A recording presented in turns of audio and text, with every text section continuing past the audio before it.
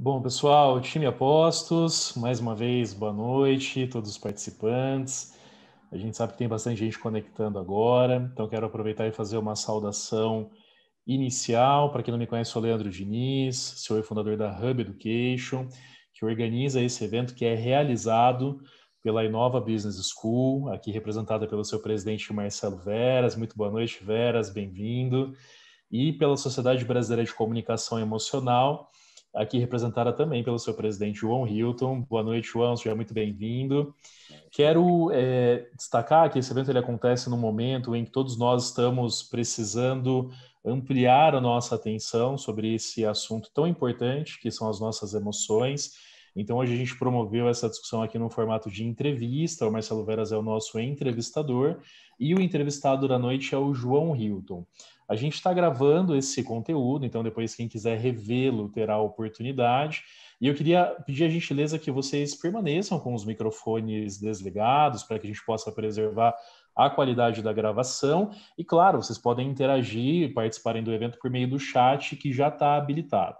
Então, sem me estender mais, para a gente fazer um bom proveito dessa hora de conteúdo que a gente tem até as 20 horas, eu já me despeço de vocês aqui, desejo um ótimo evento e deixo a palavra agora com o nosso entrevistador da noite, Marcelo Veras. Obrigado, Leandro. Boa noite a todos. Boa noite, João, equipe da Hub, a todos os que estão com a gente aqui. É um prazer estar aqui nessa noite, num feriado, para entrevistar esse cara incrível aqui, o João Hilton. Primeiro evento, né, João? Aí organizado pelas duas marcas, pela Inova e pela SBCE, que você é um dos fundadores, o presidente da SBCE, uma honra para a gente da Inova. Estou aqui muito ansioso para te sabatinar. Já peço a todos os colegas que estão aqui com a gente que façam uso do chat. Eu vou ficar de olho aqui no chat também. Eu tenho uma tonelada de perguntas para o João aqui, porque o tema é maravilhoso, mas eu quero também usar as perguntas de vocês, as contribuições de vocês, para que a gente faça dessa hora aí um momento especial, que a gente possa aprender sobre esse tema tão incrível e tão pertinente, né, João, nesse momento que a gente está vivendo.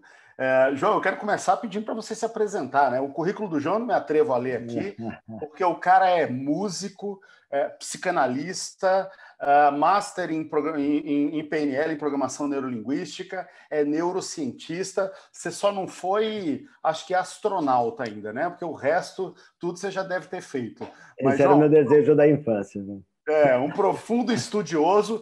Por favor, conta aí um pouco da sua experiência e principalmente, como nós vamos falar aqui de emoções, né?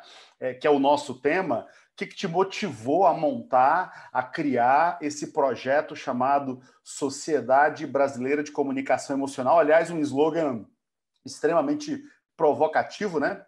Porque o mundo merece te ouvir. João, quem é João Hilton? Quem é a SBCE? Bom, primeiro quero agradecer muito a parceria com a Inova. Você sabe da minha grande admiração por você, pelo Rasquilha. A minha gratidão por você, que todo evento que a gente tiver, eu vou fazer questão de agradecer, porque você é um cara que vem me ajudando muito, muito grato por isso. Boa noite a todos vocês, aos amigos que estão aqui presentes. Como que surgiu essa ideia? O que eu estou fazendo aqui falando de comunicação? Eu que me formei em composição musical e fui músico um tempão. Eu tive um momento da minha vida onde eu não estava satisfeito com a minha saúde, eu não estava satisfeito com o que eu estava fazendo, eu estava num vórtice ali problemático de vida e eu comecei a procurar várias formas para... Eu estava com quase 120 quilos, eu bebia demais, tocava a noite inteira, no outro dia só dormia, e eu fui procurar uma forma de poder mudar essa história. Eu me lembro que eu acordei um dia, eu falei, não, eu tenho que mudar essa história. E aí foi quando, entre tantas coisas que eu procurei e testei, coisa daqui e de lá, que eu ficaria a noite falando de tudo isso, apareceu lá programação neurolinguística, um primeiro momento.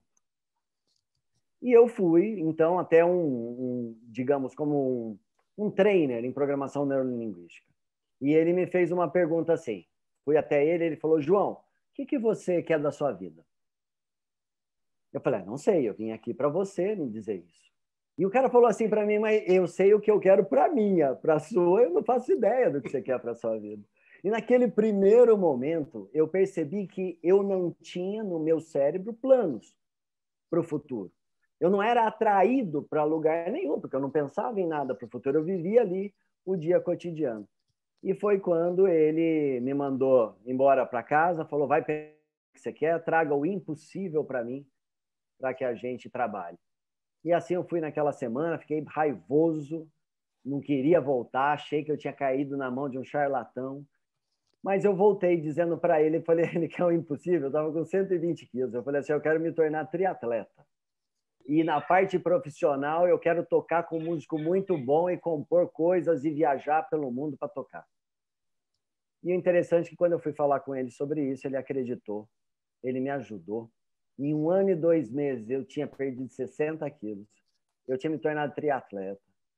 Brinquei muito, fui muito feliz com isso. Depois tive a chance de tocar, até bem pouco tempo atrás, você tem um trabalho meu, um CD, com músicos top, de ponta, Beto Kobayashi, André Zúñiga, Jaime Pladeval, só brilho na música. E isso, Marcelo, começou a me provocar internamente, porque era como se eu tivesse caído no conto de fada, encantado com o conto de fada. E eu, cético, falo, cara, mas não pode ser só do que eu estou pensando que está mudando a minha realidade. Só que daí, cara, eu comecei a pôr em prática um exercício, outro exercício, e eu comecei a perceber que minha comunicação começou a mudar, que eu comecei a conquistar coisas que eram incríveis para a minha vida. Eu tenho uma experiência com você mesmo. Eu me lembro de um dia que eu falei assim, cara, o Marcelo Veras, ele precisa me ver dando uma palestra. E eu falei, mas vai aparecer essa hora. Eu mentalizava, eu movimentava o mundo, até que eu tive uma chance em Brasília.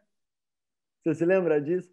Que você me viu lá, você fechou o evento, acho que eu falei antes de você. E daí, uma semana depois de uma reunião, você me chamou para palestrar no Congresso de Educação. Aquilo, Marcelo, tinha sido todo um movimento meu de comunicação. Em prol do quê? De 2 coisas. Eu acreditava que a informação que eu tinha era muito legal, que é essa que nós vamos falar hoje, que é a comunicação emocional.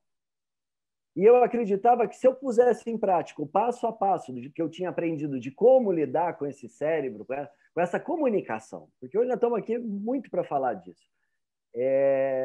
Eu acreditava que aquilo ia acontecer. E, cara, vai acontecendo uma coisa depois da outra. Ela não parou. E é palpável hoje. Hoje a gente vê, eu falo disso para você há quanto tempo? Você sabe que as coisas vão progredindo, elas vão andando. Então, essa é a minha paixão. Por isso que eu estou aqui para a gente conversar a respeito de comunicação. Legal. Ó, a professora Carolina De Felipe, que estava junto com a gente em Brasília, está aqui no chat. Um abraço, Carol. Que legal. João, mas você é a estrela da noite. Então, vamos lá. Eu quero te sabatinar aqui. Vamos começar do macro para o micro, né? Eu vi até os posts que eu fiz para divulgar o evento, e eu começava com uma pergunta. Sua equipe está no limite emocional, né? Antes da pandemia, não tinha mais nem pandemia, não existia pandemia, 2019 até início de 2020. Eu, nas minhas aulas de planejamento de carreira na Inova Business School, quando estava trabalhando a competência equilíbrio emocional, que é uma das competências comportamentais importantíssimas, né, para uma carreira, eu já dizia, João, lá o seguinte: a minha melhor definição de ser humano hoje é uma panela de pressão ambulante. Nós somos todos panelas de pressão ambulante. Cara, tá muito difícil manter a saúde mental, o equilíbrio emocional. Eu tive há cerca de 4, 5 anos num congresso em Goiânia para fazer uma palestra sobre liderança, era o congresso mundial sobre saúde mental no trabalho, e fiquei assustado, abismado com os números de síndromes no ambiente de trabalho, burnout, síndrome do pânico, profissionais com depressão, enfim. Eu acho que a gente caiu num conto de fada de que a tecnologia viria para nos dar mais tempo, hoje a gente trabalha mais. As estruturas das empresas só foram se enxugando. Hoje, qualquer um que está aqui nessa sala, eu tenho certeza que tem essa consciência de que faz um trabalho hoje que 10 anos atrás 3 ou 4 pessoas faziam. Então, é uma pressão muito grande em cima de nós. Então, do macro para o micro, João, o que é saúde emocional? O que é equilíbrio emocional? E depois nós vamos puxar aqui, porque devem ter muitos gestores aqui, como é que a gente identifica problemas como esse no nosso time. Mas vamos começar pelo seguinte, o que é uma pessoa emocionalmente equilibrada e saudável, na sua visão? Legal. Vamos lá. Então vamos pensar o seguinte. Primeiro vamos falar dessa tal emoção. Essa emoção nós podemos dizer que praticamente é a nossa dinâmica de vida. Por sentir emoção que nós fazemos o que fazemos. E nós somos seres, mas não sei se você já ouviu essa, nós somos seres emocionados. Porque nós somos tocados pela emoção o tempo todo, mesmo quando eu penso que eu estou ali na sala, sentado, olhando para a TV e calmo, mas eu estou calmo. Calmo é um tipo de resultado químico, é um tipo de emoção. Então, assim, a primeira coisa é pensar que nós somos seres emocionados. Essa emoção toca a nossa vida. Existem faixas de funcionamento dessa emoção. O que eu quero dizer? Potência. Quando eu tenho pouca emoção, eu estou desanimado, com preguiça, para baixo. Batimento cardíaco está baixo, posição física para baixo. Quando eu estou em média faixa emocional, é a hora que eu estou trabalhando, produzindo, onde tem a criatividade. Quando eu estou em alta faixa de emoção, é onde existe já a ansiedade, né? Onde eu já funciono num ritmo mais rápido. Só que isso é elástico, essa é a vida. Eu preciso viver nesse padrão emocional, de ter as 3 etapas. Só que o padrão médio de emoção é onde nós precisamos desenvolver nosso cotidiano, do dia a dia, e ter flexibilidade para ter que subir a emoção para a região alta e depois retornar para a média novamente. E se de vez em quando cair para baixa, der uma desanimada, ter estratégia para voltar para a média de novo. Então, eu diria que equilíbrio emocional, boa gestão emocional, gerenciamento, é você ter observação, ou seja, saber que você é um ser emocionado. E perceber se você não está funcionando muito acima da média, e já vou explicar o problema, ou abaixo da média. Você pode ter a elasticidade, mas você pode chegar um dia no trabalho e estar ali fervoroso, e trabalhar com a equipe, e falar, gente, não, sangue no olho, como todo mundo, nos olhos, como fala. Só que também tem que ter o gerenciamento depois de você baixar essa emoção. Porque se você passar trabalhando lá em cima por muito tempo, ou seja, pela sua hora de vigília ali, que dá mais ou menos 16, 18 horas, a maior parte dela você passar no período de cima da emoção, acima da média, tem uma questão. O seu cérebro, ele grava padrões de comportamento, ele automatiza padrões de comportamento. E aí o que vai acontecer? Como você vai trabalhar em alta por muito tempo, daqui a pouco você está automatizado em alta, sentindo até prazer em trabalhar em alta. O que a gente se esquece é que o corpo não foi feito para trabalhar em alta. Vai chegar uma hora que você vai afetar a sua imunidade, vai começar a ficar doente, vai afetar o sistema nervoso, desequilibrar esse sistema nervoso, porque você vai ter dificuldade de voltar para a região média. Se você está lá na região baixa, o que muita gente está passando nesse momento é essa falta de ânimo, por não conseguir ver um horizonte. Então, a falta de energia. Então, o corpo fica baixo. Se fica baixo por muito tempo, o cérebro vai criar o quê? Um automatismo daquele processo. Por isso que é tão difícil quando a gente tem que sair de uma terapia, por exemplo, que nós precisamos sair de uma região baixa para uma região média, ou quando nós estamos numa região eufórica e nós temos que voltar. É difícil por quê? Porque está automatizado um monte de processos ali. Então, gerenciar esse processo é um fato, é equilíbrio emocional. Como tudo na vida, né? Os extremos não se sustentam, nem baixa nem alta. Tem o caminho do meio, manter as emoções sob controle. Olha que bacana que cara, a gente aqui no evento digital, a Thaís dando um ok pra gente, dando um oi pra gente, lá de Campo Grande, Mato Grosso do Sul. Um abraço, Thaís. E a Cíntia, que está lá em Curitiba, professora da graduação de enfermagem. Ô, João, é muito interessante te ouvir, cara, porque você reúne aí duas jornadas muito bacanas em áreas do conhecimento que absolutamente se complementam, né? Ao mesmo tempo que você é psicanalista, que é uma ciência comportamental, fundamentalmente comportamental. Você é um profundo estudioso de neurociência. Eu acho que isso, vendo no seu discurso, você transita muito bem nessa área comportamental e científica. Isso fica muito rico, né? Eu li o seu livro, Comunicação Emocional, A Arte da Empatia, e eu fico impressionado assim, com a capacidade que você tem de tornar palatável, de tornar compreensível para nós, pobres mortais, essas duas áreas tão complexas, né? Que é a psicologia e a neurociência. Vamos afunilar, João, para o nosso tema de hoje. Eu sou um gestor, eu tenho um time, em 13 de março do ano passado, aquela fatídica sexta-feira 13, fui pego de surpresa, como todos aqui no Brasil, com a pandemia, todo mundo confinado em casa, uma tragédia, um negócio de dimensões, guardadas as devidas proporções, dimensões de uma guerra mundial, né? E, cara, já passou um mês e meio, 1 ano, 1 ano e 1 mês, daqui a pouco nós vamos completar 1 ano e meio. Tem uma galera que segurou a onda, mas assim, tá difícil, né? Tá difícil segurar a motivação, o equilíbrio emocional. Eu acho que as variáveis são muitas aí, né? Insegurança.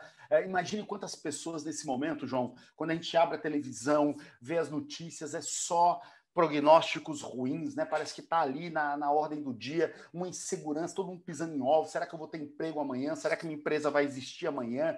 Enfim, diga para os líderes que estão aqui quais são as ferramentas que a gente poderia utilizar com seus conhecimentos, primeiro, para identificar uma ausência desse chamado equilíbrio, dessa chamada saúde emocional. Como é que os gestores conseguiriam identificar isso? Partindo do pressuposto que sequer muitos deles estão encontrando fisicamente, pessoalmente com seus times.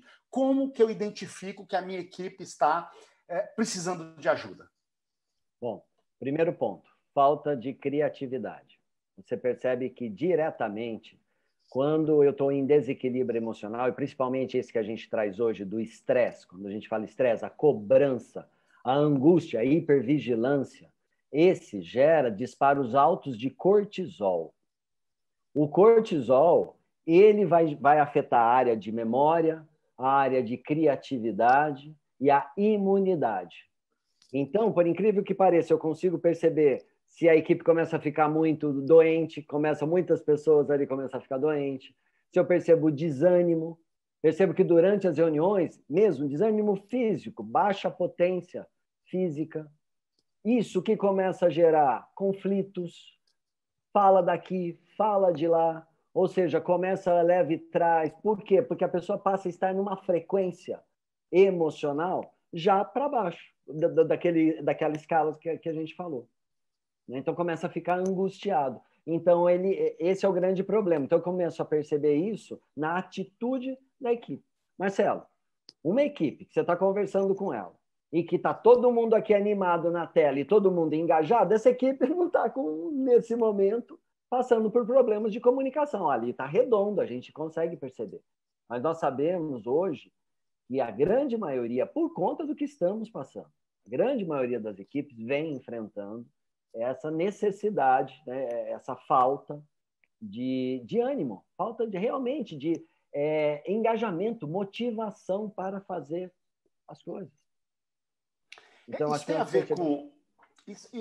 Olha, todo mundo aqui agora dando um alô aqui pra gente. Boa noite, Fábio Souza, de Salvador, na Bahia. Vão contando aqui no chat de onde vocês estão, para a gente poder dar um alô. João, esses sinais, né?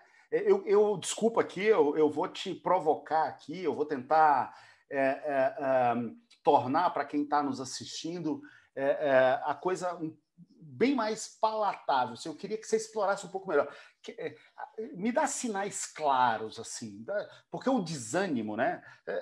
João, a linguagem corporal, você é um especialista em linguagem corporal, eu posso olhar para você agora e eu, Marcelo, acho que você está desanimado, quando na verdade você pode não estar desanimado, é porque sua testa está um pouco franzida, é porque você está com o corpo mais abaixo. Me tenta nos dar, por gentileza, João, alguns elementos que a gente possa usar de maneira mais tangível, assim, pô, vamos lá, a câmera desligada, menos participação, como é que eu pude, será que tem? Se não tiver, você me fala, talvez eu esteja pedindo demais, mas para um gestor que está ali com o time, numa reunião e tal, tem alguns elementos que possam nos dar sinais claros, assim, de que eu tenho um problema? Desculpa emendar, já outra pergunta. Esse problema, em que nível ele deve estar para eu falar assim, cara, eu não posso deixar esse negócio andar agora. Sabe, eu tenho. Porque às vezes você vê um conflito na equipe, aí você fala assim, não, mas isso aqui, isso é bobeirinha, vai passar. Mas tem um conflito, você olha assim, esse eu tenho que intervir. Então, quais são os elementos que tangibilizem isso? E que momento que você acha que um líder, um gestor de uma equipe fala assim, agora ou eu vou agir, ou esse barco afunda de vez? Ó, eu vou devolver com uma provocação a todos aqui. Se você conversa com a tua equipe, com as câmeras abertas, todo mundo se falando, e numa frequência energética de, pessoal, vamos fazer daqui, vamos fazer de lá, vamos... Você está com a equipe andando bem. Eu acho que aí não precisamos olhar para o lado negativo. Agora, câmeras fechadas, falta de opinião. Pessoal, eu gostaria que alguém aqui desse uma opinião, ou que vocês opinassem sobre isso e isso. E aí aparece um grilinho, né? Clique, clique. Um aparece. Depois um grilinho do outro lado. Mas, Marcelo, eu quero agora ser provocativo de dizer que, veja, a gente está olhando para o liderado. Estamos olhando para ele. O que eu consigo ver nele? O que eu consigo ver nele? Mas a gente pode pegar esse foco e olhar para a gente. O que eu posso fazer para passar a conquistar melhor a minha equipe, a encantar melhor a minha equipe? Como eu posso me comportar ao ponto de começar câmeras se abrirem na minha reunião? Você entende o outro lado disso? Ou seja, como que eu posso trazer esse cara? Porque daí os dois são beneficiados, porque se eu trabalho essa liderança, o liderado também está sendo trabalhado. Então...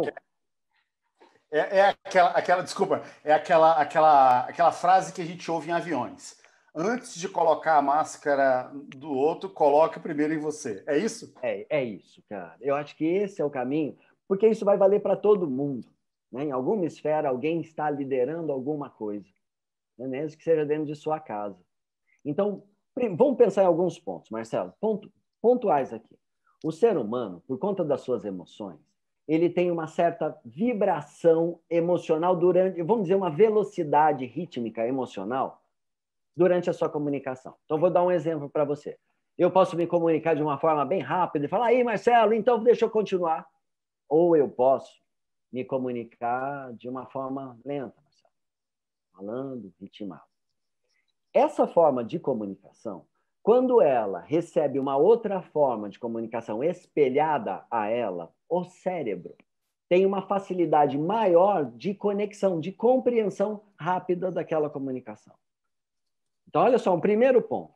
Eu posso começar a observar as pessoas, mesmo no vídeo, para perceber como elas estão nas suas velocidades emocionais naquele dia, para entrar. Não é que eu vou ficar o tempo todo falando com alguém que está agitado.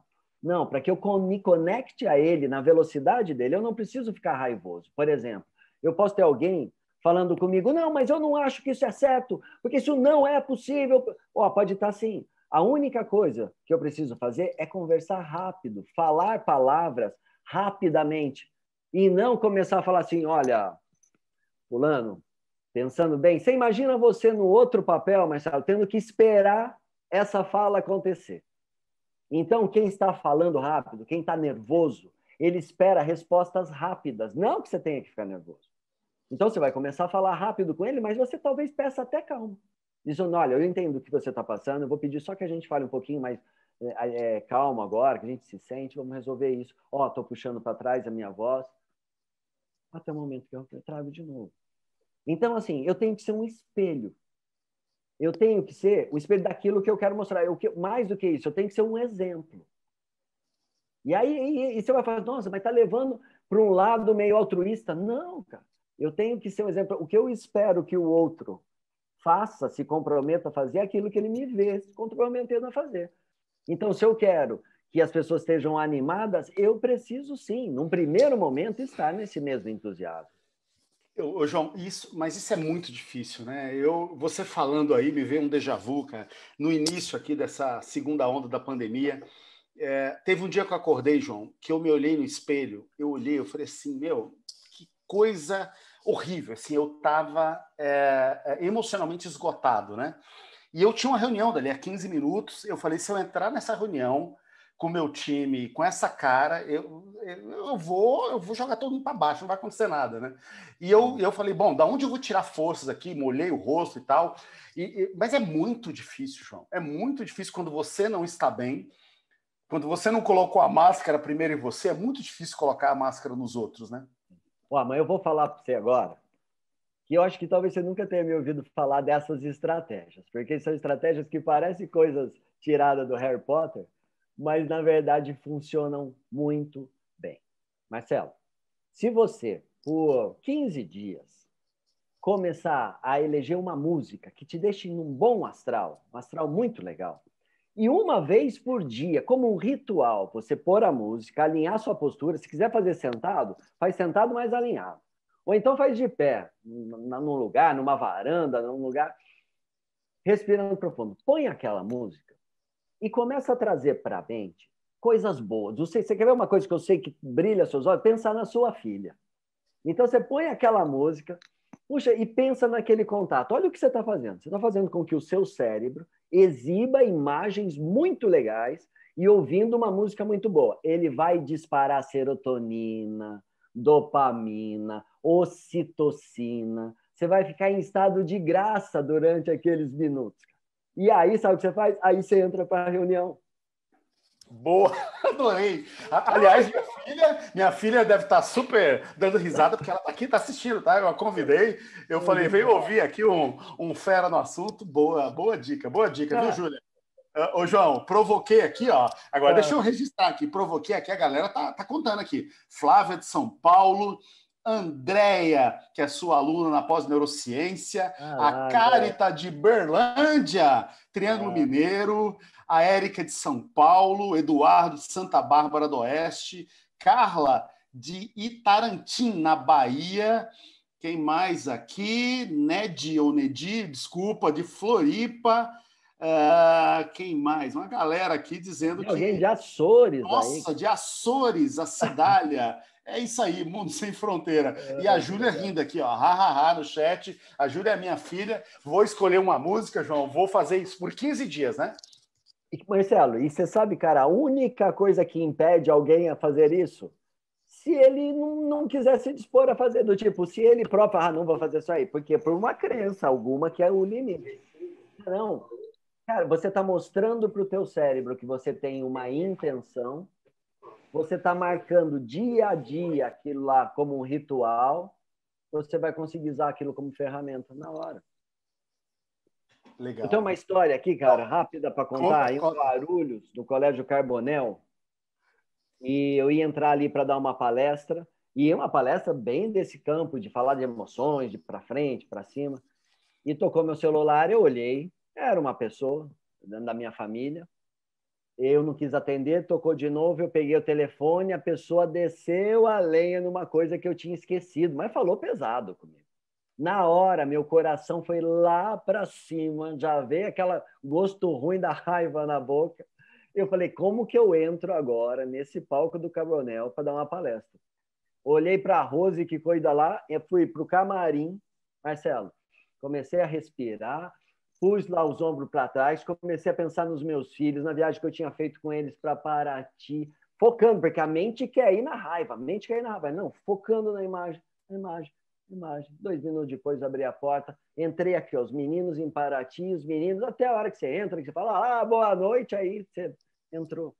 Ou seja, táticas básicas e simples. Ô, João, bom, registrar mais aqui meu colega, conselheiro Trends Innovation, Márcio Lari, compartilhando aqui um conhecimento aqui, Graciela, Mercedes. João, você já falou aí neurotransmissores, né? Oxitocina, dopamina, cortisol, sei lá, que o nome que dá para isso. Esse lance da música foi eu gostei muito. Então, tecnicamente, o que isso... Você falou aí em corpo, né? Botar o peito para cima e tal. Me explica melhor esse negócio. Ouvir uma música que te traga boas lembranças, mas cuidar da postura e da respiração. Me explica melhor, que eu não entendi. Olha que coisa. Quando nós temos um tipo de pensamento, eu vou chamar de pensamento negativo, um pensamento onde nós nos vemos numa situação desconfortante. Esse tipo de pensamento, para o cérebro, cara, você exibiu a imagem, focou essa imagem, ele vai dar o disparo químico referente ao que aquela imagem está guardada ali para ele. Por isso que se você está com raiva e começa a contar, você vai começar a ficar com raiva, está triste, vai começar a contar sobre um caso triste, você vai entrar na tristeza.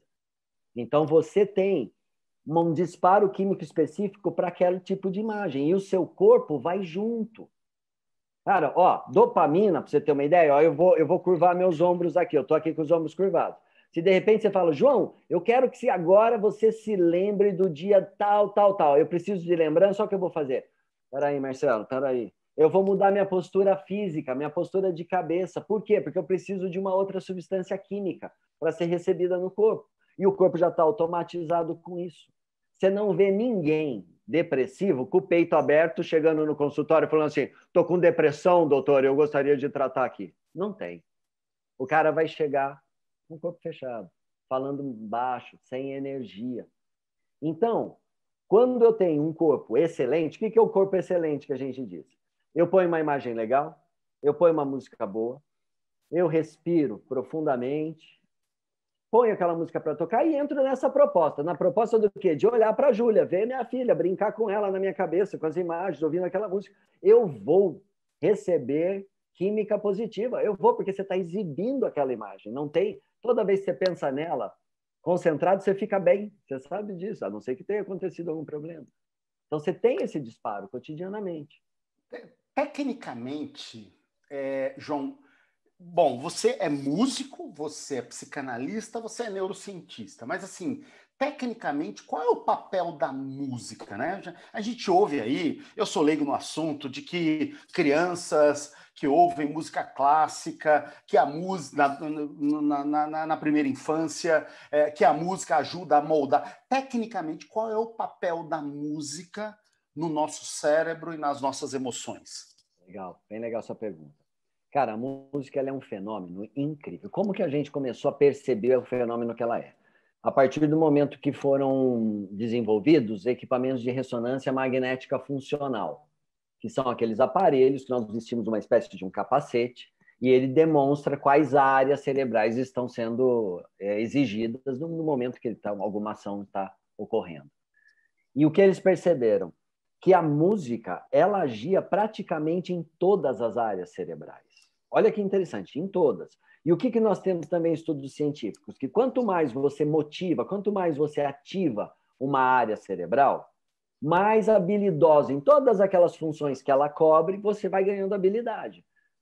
Então, a música, por atuar muito nessa área temporal, ela atua em todas as áreas, mas muito na área temporal, onde também tem ali a fala, a escrita, o desempenho da fala, a eloquência. Então, a música ela vai colaborar muito, por exemplo, com o desenvolvimento linguístico. Músicos, para você ter uma ideia, têm uma facilidade muito grande de aprender línguas, porque escuta de forma diferente. Músicos vão ter, por exemplo, habilidade para serem terapeutas. Muitos músicos se tornam terapeutas por conta dessa habilidade em ouvir. Mas mais do que isso, a música ela é capaz de mover a sua emoção. Olha que interessante. Vou contar um caso aqui. Eu, na coordenação de um laboratório de música e neurociência, no Instituto Cândido Ferreira, para a saúde mental. Um laboratório de neurociência com estudantes da pós-graduação de neurociência. Às vezes nós tínhamos usuários, Marcelo, usuários do sistema, que quando eles chegavam ali, eles estavam elétricos. Opa, vim para o ensaio! Eu vim para o ensaio! E o ensaio era um piano onde eu ficava, cada um com um instrumento que pegava ali, um pandeiro, e podia tocar livre, o que fosse. Só que o que eu sabia? Que eu tinha que entrar na emoção daquela pessoa que ela chegou, Então, a minha música, falei, entrou, chegou, vamos começar o ensaio. Ó, entrava, aquela história que eu te falei do espelhamento. Vamos começar o ensaio agora. Ia para o piano, cara, e começava. E ele começava a entrar naquele ritmo e cantar ali junto, improvisar, inventar. E aos poucos eu ia diminuindo a velocidade. Marcelo, tem a Gabi, que eu acho que está aqui com a gente, que trabalhava junto nisso. Depois de 3 minutos, nós tínhamos aquele cara tranquilo, sentado na cadeira, pronto para a próxima música tranquila, sem ter que tomar uma medicação, sem ter que tomar uma injeção, sem ter que tomar nada, cara. Esse é o poder. E a música erudita está muito ligado à intelectualidade. Então, assim, tem gente que fala, é uma música chata. Não é que ela é chata. No Brasil, não se tem muito incentivo para ouvi-la. Mas ela é incrivelmente boa para o desenvolvimento cognitivo. Por exemplo, eu tenho a habilidade de ouvir uma sinfonia, uma habilidade cognitiva muito legal. Galera aqui no chat, a música cura, enfim. E, ó, vou estimular a todos aqui a colocarem suas perguntas, porque se deixar eu vou conduzindo aqui, mas coloquem suas perguntas. Já vamos para um aqui, João, da Marcele. Professor, o que acha de atividades manuais, abre parênteses, artesanato, por exemplo, para tentar fazer uma meditação e fugir da ansiedade e do estresse? Atividades manuais. Acho ótimo. Desenvolver a concentração através dessas atividades. É muito bom. Nós vivemos num mundo hoje, Marcelo, de N estímulos ao tempo todo acontecendo o tempo todo.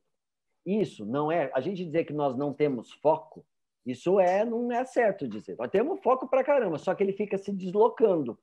O que nós não temos é concentração, de focar e se concentrar. Então, se eu tiver uma atividade manual que possa prender a minha atenção naquela execução, eu treino minha mente, pelo menos por aquele tempo daquela prática, do dia, como uma ginástica, a desenvolver foco e concentração, assim como uma meditação. Aliás, é um assunto que depois eu quero que você me pergunte, porque meditação é uma coisa que não custa 1 centavo para ninguém e que é uma revolução para o cérebro e para a saúde. Diga-se de passagem. Legal. Perguntas no chat aqui, ó. A Cidália lá de Açores, dizendo aqui que cozinha também é bom. Cozinhar também é bom. Também Meu Deus do céu. Sem sombra de dúvida. Ô, João, antes da gente entrar nessa questão da meditação, você falando aí, veja, vamos estabelecer aqui, reestabelecer a nossa lente, né? Essa minha entrevista com você foi prioritariamente para ajudar líderes e gestores a conduzir, a manter a saúde emocional do seu time. E aí você conversando aí, falamos de música, de várias coisas, eu queria te fazer uma pergunta. Eu participei de um evento no início deste ano, na Câmara Americana, e eu tive a honra de ser o mediador de um painel que tinham 3 presidentes de grandes organizações do Brasil. Uma delas era a Flávia Bittencourt, a presidente da Adidas, a primeira mulher presidente da Adidas no Brasil, uma pessoa incrível, foi maravilhoso. E lá pelas tantas, na roda lá tal, a gente estava conversando assim, quais são os mitos, né? Ela como CEO, como presidente de uma empresa dessa, se espera que alguém que está numa cadeira de liderança seja onipresente, onipotente, onisciente, que tenha resposta para tudo, que não possa demonstrar fraqueza e tal. E João, lá pelas tantas, eu tenho meu tom provocativo, você me conhece, né? E eu falei assim, eu queria saber se eles tinham algum medo, se eles tinham alguma insegurança, ou se eles eram o dono da verdade em tudo. E, cara, foi um dos momentos que marcou o evento. Eu perguntei assim, vocês já tiveram alguma dificuldade? E ela conta, João, assim, ó, num evento, tá gravado aí, ela diz o seguinte, olha, 15, 20 dias depois do início da pandemia, imagina a Adidas, cara, uma empresa de esporte, parou tudo, pararam todos os campeonatos, pararam tudo. Então, assim, e ela fez uma reunião com o time inteiro, botou lá, sei lá quantas pessoas, né? E todo mundo, e ela falou, perguntem o que quiserem. E ela falou, Marcelo, a primeira pergunta que me veio, imagine, João, uma mulher, né? As mulheres sabem a dificuldade e o desafio e a jornada que elas estão para ocuparem cargos de liderança. Uma mulher na presidência de uma empresa de esporte como a Adidas, e a pessoa pergunta para ela assim, Flávia, o que nós vamos fazer? E ela disse, Marcelo, sem piscar, sem pestanejar, sem gaguejar, eu fui sincera e eu respondi assim: eu não sei o que nós vamos fazer, mas nós vamos descobrir juntos. E ela deu esse testemunho nesse evento, ela dizendo o seguinte: eu não imaginava, quando eu vi eu já tinha falado, né? Não deu tempo nem de se arrepender, porque eu já tinha falado. Mas eu não imaginava que essa minha demonstração, entre aspas, de que, porra, eu não tenho resposta para tudo. Eu sou um ser humano como você também, eu também não sei o que vai acontecer. É uma pandemia, ninguém nunca viveu uma pandemia. Eu não sei o que nós vamos fazer, mas nós vamos descobrir juntos. Ela não imaginava que essa demonstração de humildade, de fraqueza, de limitação, né, digna de um ser humano como qualquer um, que ia gerar tanto engajamento. Diz que as pessoas, depois disso, botaram, assim, uma energia e tal. Ela falou assim, eu acho que eu não teria conseguido fazer muitas coisas que a gente fez se não, a partir desse negócio. Como é que você avalia essa demonstração de um líder ou de uma líder de que, pô, eu não tenho resposta para tudo. Eu também tenho medo. Demonstrar vulnerabilidade. Isso aproxima muito. Eu acho que o que nós queremos de uma liderança é alguém dos nossos liderando, ou seja, alguém que seja como nós na liderança. Então, perceba que para o líder, ele tem essa incumbência, para o cara que está ali sendo liderado, ele tem a liderança ali, e ele sabe que aquele é o único foco dele. Agora, para a liderança, ele tem vários focos. Se ele lidera 50, ele tem 50 focos. Então, ele tem gente que fala, poxa vida, mas eu tenho uma equipe muito grande. Eu sei, mas esse é o preço da sua potência, da sua liderança. Se é grande é porque você vai ter que desenvolver isso. Então, esse conhecer sobre ser humano e conseguir, tem a comunicação não violenta, Marcelo, do Marshall Rosenberg, que ela vai falar sobre autenticidade e empatia. Mas não é empatia nesse sentido comum de colocar-se no lugar dos outros, mas imaginar que a sua ação pode gerar algo para o outro, como seria se aquilo fosse para você. Então, vai falar muito da autenticidade, de você conseguir ser autêntico, mostrar quem você é, a sua verdade, o seu cotidiano, falar de sentimentos, só que, ao mesmo tempo, que você não seja violento, que você tenha uma fala assertiva, positiva. Então, hoje em dia, até foi uma fala desses dias, num evento que você esteve, hoje em dia alguém que lida com a liderança ainda na força que eu quero dizer ali na palavra, na ameaça, veja, ele não está no caminho do futuro, ele está no caminho do passado. E por que, provadamente? Porque se a gente for examinar o sangue daqueles funcionários, daquelas pessoas que estão ali com ele, daqueles liderados, ele vai ver que ele está trabalhando aquém da potencialidade humana. Ele está cheio dessa substância que eu falei, cortisol, noradrenalina em excesso. Ou seja, não é uma pessoa saudável. Ele está sendo um pastor de ovelhas não saudáveis por conta da ação dele com as pessoas. Então, você percebe, é um grande chamado, cara. É um negócio que é assim, eu quero ser líder? Eu sei, mas tem um trabalho a ser feito para que você conquiste isso de uma forma a ajudar pessoas, né?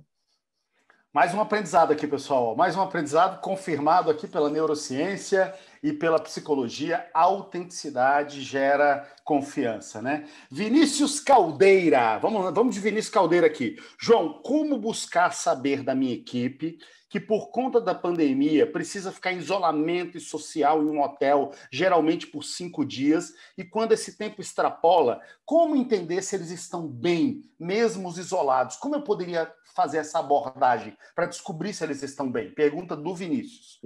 Vinícius, eu vou dar uma opção aqui, não sei se para você possa parecer ousada demais, mas começar a estabelecer uma comunicação verdadeira, ter uma força para isso, uma força de comunicação, para começar a conversar. Olha, eu estou preocupado com a nossa equipe, e eu sei que estamos passando por um momento difícil de pandemia, onde estamos todos isolados. Então, estamos, né? Estamos. Eu estou junto. Sim, onde estamos todos isolados. E eu quero me oferecer a você, para que, se você tem algum problema, se alguma coisa não está indo legal, se você quer conversar alguma coisa a respeito disso, eu me ofereço a gente conversar sobre isso. Ou seja, Marcelo, a verdade liberta. O que nós precisamos é ter gerenciamento emocional para ir na veia, na verdade. Por que gerenciamento? Para eu não ser pesado na fala, ou eu não ser hesitante na fala. E aí eu não convenço. Mas a verdade, falando para o Vinícius, ó, eu vou ter um tete-a-tete com a minha equipe. Eu vou ligar, o cara está lá no hotel, lá em Araraquara. Ou você está no hotel, você está aí, como que você está? Você está bem? Está tudo bem? Lembra que eu estou fazendo um trabalho agora com a minha equipe, ouvi lá uma palestra do João, do Marcelo, e eu estou fazendo um trabalho, cara. Eu estou querendo... Ou seja, isso é mostrar vulnerabilidade. É mostrar que você está buscando estratégias para poder ajudar. É igual o pai, quando olha para o filho, e tem a honradez ali de dizer assim, meu filho, eu não sei lidar com isso, mas eu vou procurar uma forma da gente conseguir resolver. Do que aquele pai que chega com a decisão pronta, batendo já direto. Então, essa verdade eu acho que é muito positiva. Vamos para BH, Belo Horizonte, que linda BH, com o nosso querido Guilherme Vaz. Professor, com o passar do tempo, percebi que eu tinha facilidade para perceber o estado emocional de pessoas próximas, seja conversando, como elas estão agindo, pelo olhar, pelas palavras. Existe alguma explicação lógica para isso ou é só uma loucura minha mesmo? Quem é? Desculpa. Guilherme de Belo Horizonte. Guilherme, eu vou te contar uma coisa. Eu vou contar minha história e não sei se você vai se identificar, mas se você não identificar, pelo menos você vai ter uma história. Minha mãe era brava quando eu era criança. E era brava mesmo, daquelas de mandar chinelada, cinto nas pernas. É mãe do tipo antigo. E eu ficava muito atento no olhar da minha mãe, no jeito que ela estava emocionalmente durante o dia, para eu saber se eu podia fazer arte ou eu não podia fazer arte. Então, eu passava muito tempo. E depois eu me percebi, por exemplo, na adolescência, muito inseguro comigo. Pessoalmente, era um cara magrelo, muito inseguro. E eu ficava buscando esse resultado emocional no outro, buscar codificar isso. Então, pode ser, não estou que seja esse caso, mas eu quero te mostrar que através de treinamento sem querer, esse treinamento de prestar atenção num pai bravo, numa mãe brava, ou esse treinamento de eu quero saber se eles estão me aceitando aqui quando eu sou criança. Esse treinamento vai levar para a vida adulta uma habilidade, e isso é uma habilidade. Poderia trabalhar de agente secreto, você ia passar no teste de habilidades visuais. Muito legal. Vamos para Uberlândia, Minas Gerais aqui, marcando presença. A Carita, que está lá em Uberlândia. Você falou de pessoas duras e tal. Como lidar com pessoas assim, que têm uma comunicação dura, que sempre quer rebater, o que você chama aí de comunicação violenta? Eu não sei se ela se refere, pode até digitar aqui no chat, Carita. Você está se referindo a um par seu no time, a um chefe ou alguém do seu time? Como lidar com pessoas duras, de maneira genérica? João, responde aí para a Caritas. Bom, a primeira coisa violência vai gerar violência. Então, a gente já descarta a situação de mandei uma de volta nele, já descarta a situação, nossa, você não sabe o que eu falei depois. Não, porque o resultado não foi bom se você fez isso. Violência gerou violência. Primeiro ponto é começar a demonstrar para aquela pessoa, isso vai abalá-la, que você começou a tomar um outro rumo perante aquela coisa que ela faz. Então, ela chega sempre ali, começa a bater, não, é porque é assim, porque eu penso assim, tira o time de campo. Baixa, fala assim, vou conversar uma outra hora. A pessoa fala, mas você nunca fez isso? Mas agora eu vou fazer. A verdade liberta, lembra? Eu não consigo, essa minha relação com você, assim, é difícil para mim, eu me sinto triste. Pode falar isso, não tem nenhum problema falar que se sente triste, isso é força. Eu me sinto triste e eu não quero mais responder nessas horas, vou conversar em outro momento com você. E começar a ser firme nessa atitude. Mas, sério, não tem quem consiga resistir, porque o outro vai se comover. Vai se comover. A não sei que você é uma pessoa muito ruim, mas aí vai cair na zona de erro da técnica, né? Quando alguém é muito mesmo difícil de se lidar. Mas você vai começando a desconstruir essa reatividade que o outro espera que você tenha. Você pode ver aqui, todo mundo que é casado aqui, você está acostumado a brigar de um jeito específico, né? Aí um dia você chega e vai falar para o outro, ali para o parceiro daquele jeito, o outro faz assim para você. Tá bom. Acabou com o seu dia, porque você vai falar, o que ele está fazendo? Por que reagiu desse jeito? Por que não reagiu do jeito que eu esperava, explosivo? Ou seja, isso mexe com o outro diretamente. Muito legal. A Mercedes colocou aqui uma coisa provocativa, né? Conhecer o mapa mental das pessoas.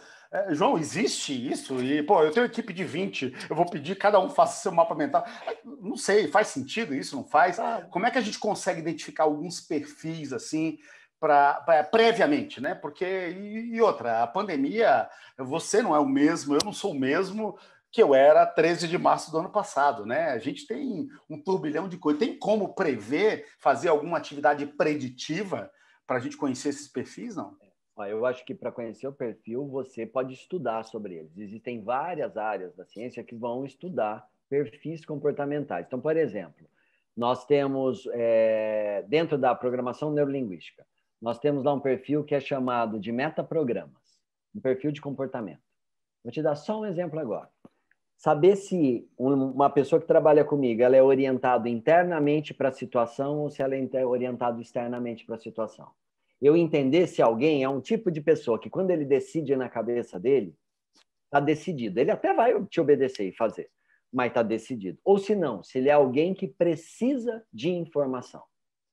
Então, às vezes, sabe que a professora lá na escola acaba errando, às vezes? Porque ela tem uma ideia de que a criança ela tem que ser estimulada para aprender. E a criança vira e fala assim, professora, eu não sei. Não, ela fala assim, professora, olha se está certo. E a professora fala assim, você sabe se está certo ou não. Olha aí.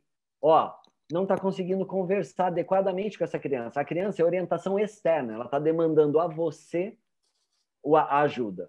Orientação interna, não, a pessoa age pela cabeça dela. Aí tem manha de conversar com uma pessoa assim. Digamos que você é orientação interna, Marcelo, e você está com um projeto para mim, e eu estou assim achando que, poxa, esse projeto não vai muito dar certo, eu preciso fazer algumas pontuações. Mas eu sei que não vai adiantar eu falar para você, não, Marcelo, eu vi esse ponto, esse ponto, esse ponto. Por quê? Porque a sua orientação é interna. Então, eu tenho que sugerir para que você decida isso.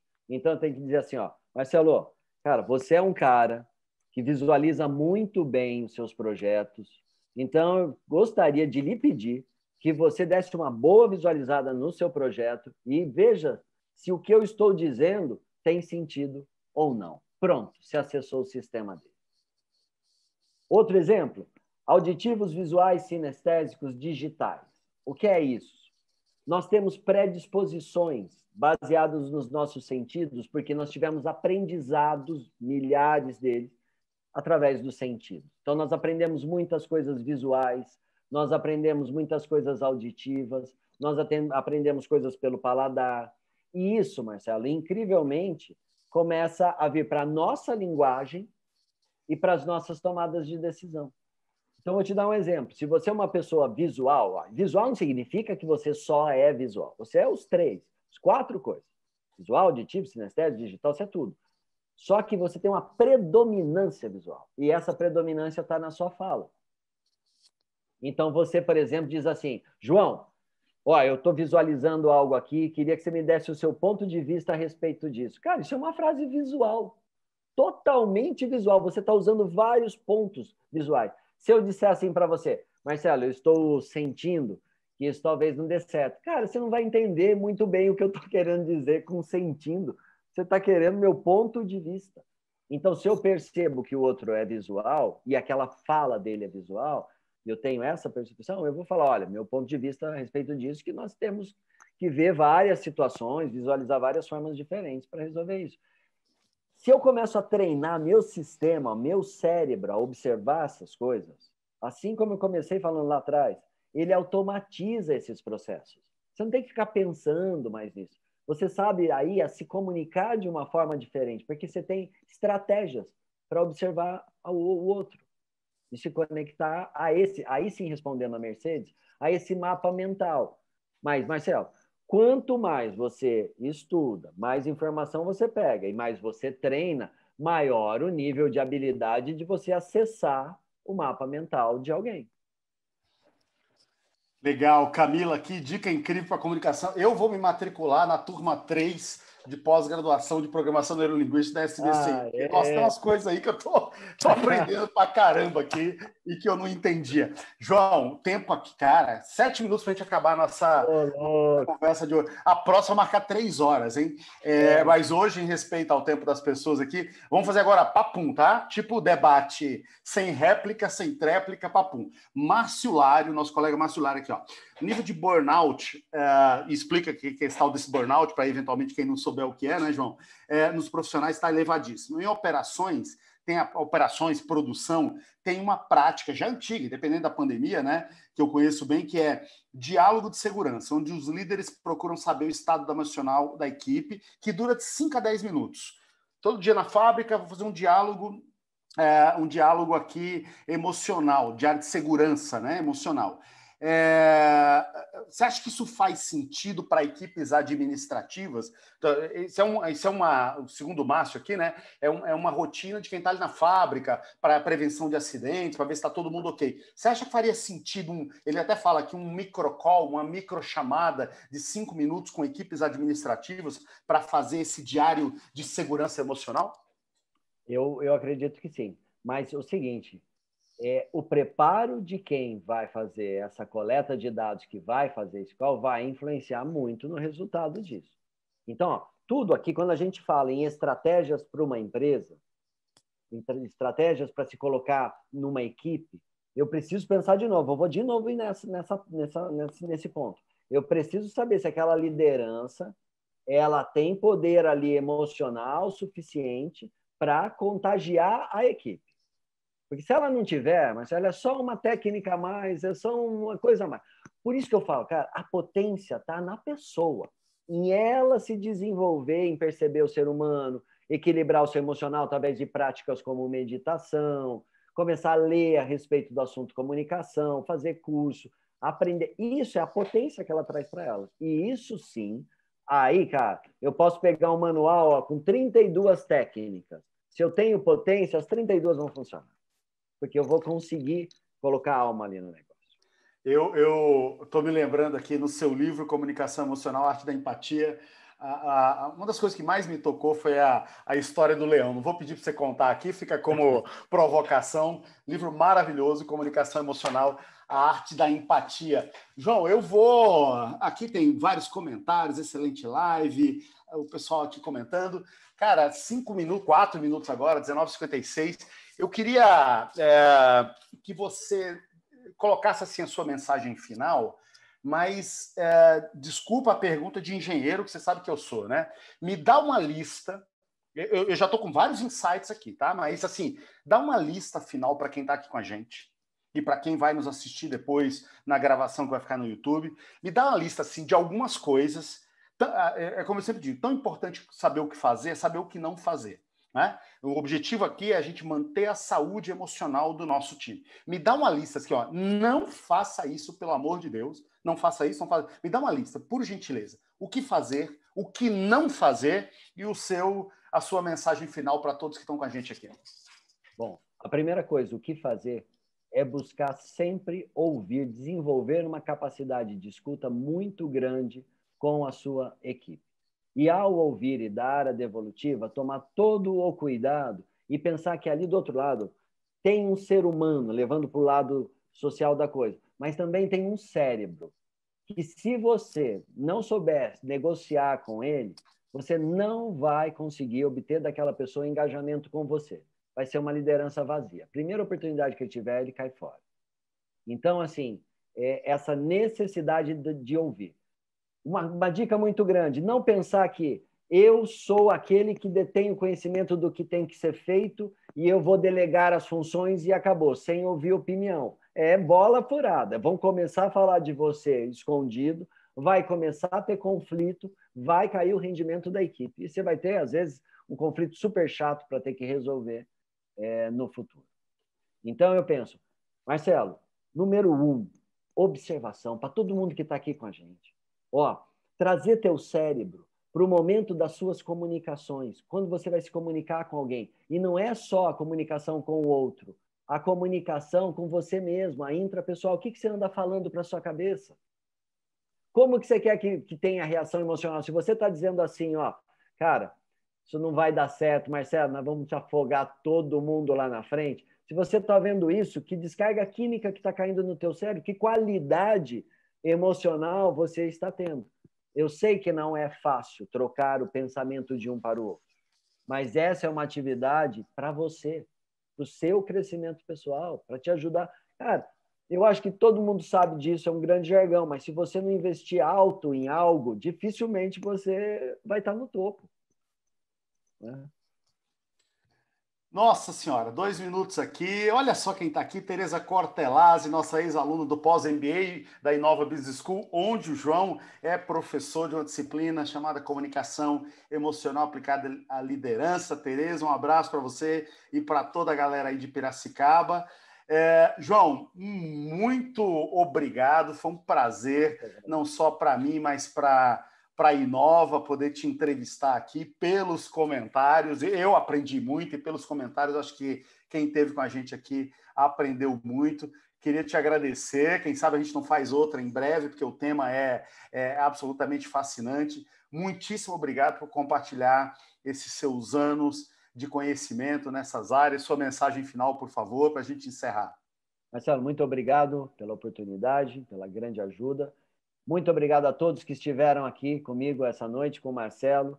Ter essa honra de alguém que nos ouça, que alguém que nos dê atenção, é muito gratificante. Espero ter sido útil para vocês. Espero que nos encontremos aí à frente, nessa luta boa sobre a comunicação, essa luta boa sobre o bom se comunicar. Valeu, muito obrigado. Me chame sempre que estarei aqui. Um abraço a todos, se cuidem e até uma próxima oportunidade. Muitíssimo obrigado. Até uma próxima. Valeu. Valeu, obrigado. Até mais.